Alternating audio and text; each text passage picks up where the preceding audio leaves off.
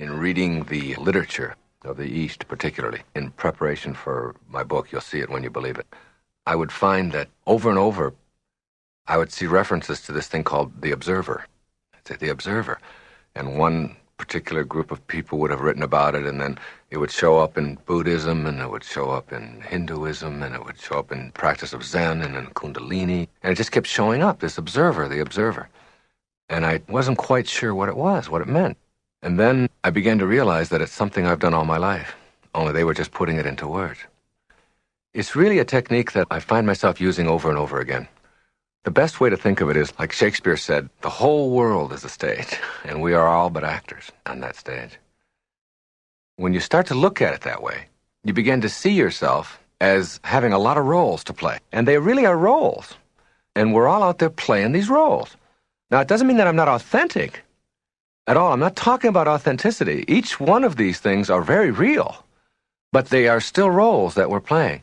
So what you have to do is sort of remind yourself that you're doing that and not take all of this whole stage so seriously and make it so dramatic and so significant and important.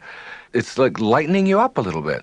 And the observer is like whoever this guardian angel or this invisible person is. You can sort of catch yourself whenever you find yourself getting out of control or getting mad at the fact that there's a delay at the airport or that the traffic isn't going the way you want it to. That invisible guardian angel, that eye that can be in back of you, can put the skids on that right away.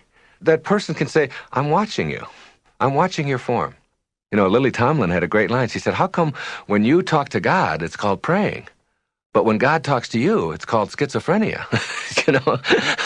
But that God talking to you can be that invisible part of you. Then you start connecting to that. And then I find myself, wherever I am in my life, whatever I'm doing, in back of myself, on my shoulder or whatever, and reminding me, how should you react to this? Send love here. On an airplane not too long ago, there was a little lady about 4'10", and she had gotten on the plane first, and she got about halfway down the aisle, and she couldn't get her stuff. She had a handbag, and so she couldn't reach the upper bin. She was standing on the seat and all this, and I was right behind her. All of the people in back of me were all grumbling about this lady and how rude she was being and how terrible and how can you behave this way? And if you're going to take so long, then you should have got on last. It's like their observer was telling them to act nasty, or they weren't paying attention to that. And I was saying, what can I do here?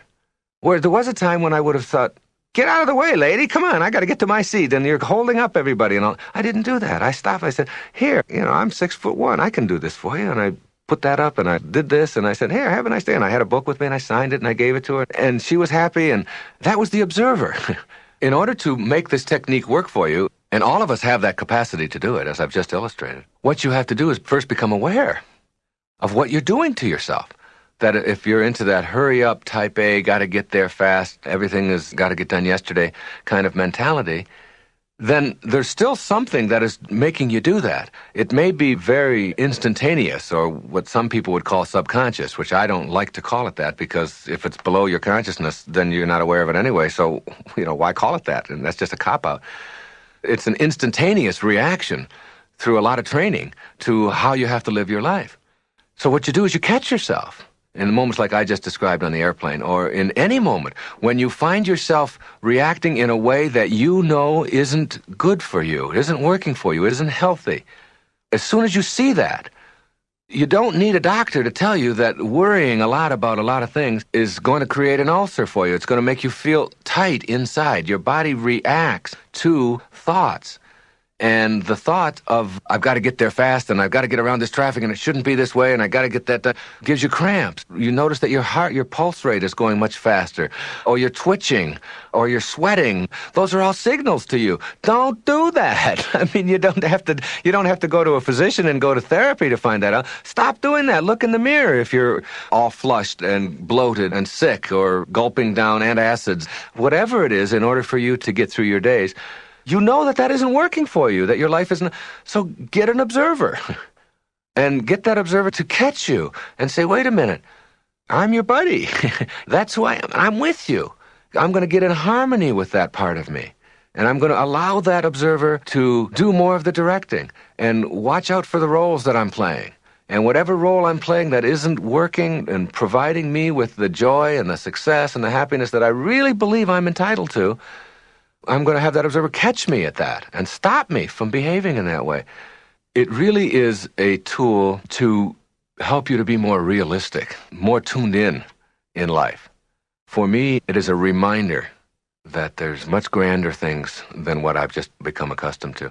I'll give you an example on the tennis court. My doubles partner made a bad shot, and he screamed something out, called himself a name. He said, you jerk, you dummy. He was talking to himself.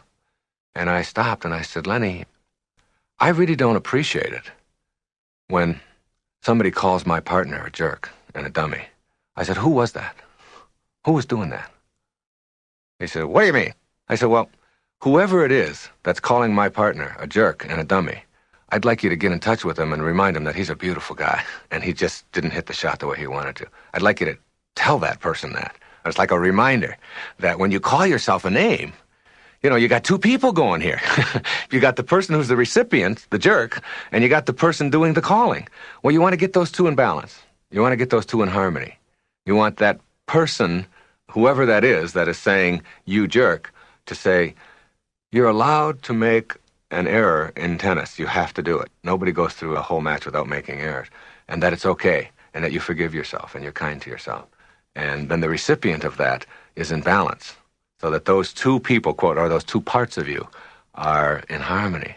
Because if the part of you that's calling you a jerk, if the recipient of that begins to believe that, then you start acting on what you hear and what you believe. And pretty soon, everything that you say to yourself, if you call yourself a jerk enough, you're going to think that you're a jerk. And that's one of the problems with self-esteem. It's people who have really talked to themselves in such a way that the self and the I, which we've separated, they've become the same. And so the person who's doing the calling believes that they're a jerk, and the person who's the recipient believes it. And if they had an observer there, if that I who was doing that instead was saying, you're pretty terrific. You make some mistakes. All of us do, but that doesn't mean that you're bad and that you're not any good.